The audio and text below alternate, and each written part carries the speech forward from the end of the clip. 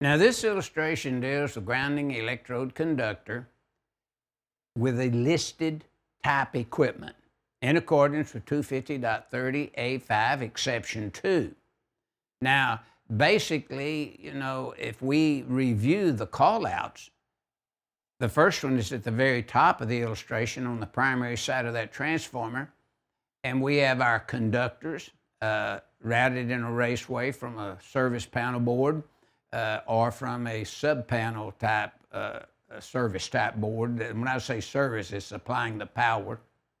And notice we get a lot more information if we looked at figure 16-51 along with this illustration.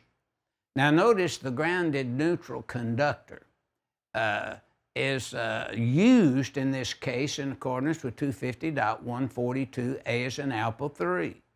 The secondary conductors is a industrial type tap. It's over 10 foot up to 25 foot in accordance with 240.21C as in car 3.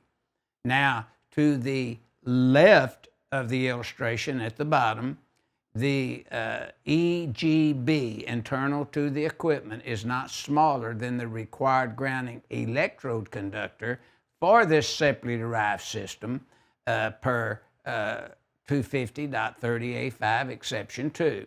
And of course, I know you know this, but SDS is abbreviation for separately derived system. Now we have a table for abbreviations in the back of the code that lists every abbreviation that we have. I don't think we've missed any, but if you get hung up with abbreviation, and sometimes we use a lot of abbreviations so we can put everything on the illustration, just go to the back of the design book, if you have one, and look at the abbreviations that represent, and you would find separately derived systems is SDS. Now, the grounding electrode conductor to the right, notice that is abbreviated also. GEC, standing for grounding electrode conductor of sufficient size to serve a grounding means for the separately derived system, again, as required in 250.30A5 exception 2.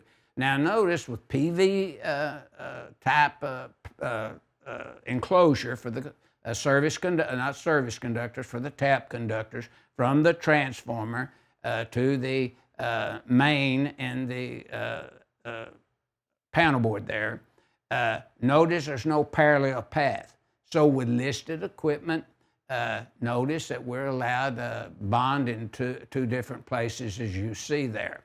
So this is designing the grounding electrode conductor as shown in the illustration if the equipment is listed to do it in the manner as you see in this figure 16-45.